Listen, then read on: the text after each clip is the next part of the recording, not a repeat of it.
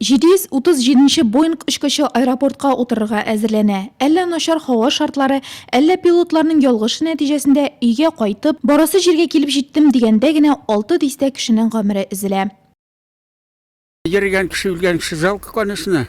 Баласы, семьясы бардыр инде, әтисе, әнисе, әбисе, бабасы, берничә булмый. Аллам сакласын, Аллах Тәгалә күрсәтмәсен шундый ачык кайгылар. Ауыр инде тугандарына, ятим балалар, ятим калгандыр. Ятим-әйләрне Алла ярдәм бирсен. Бик кызганыч, бик кызганыч. Переживаем, скорбим, приносим свои соболезнования.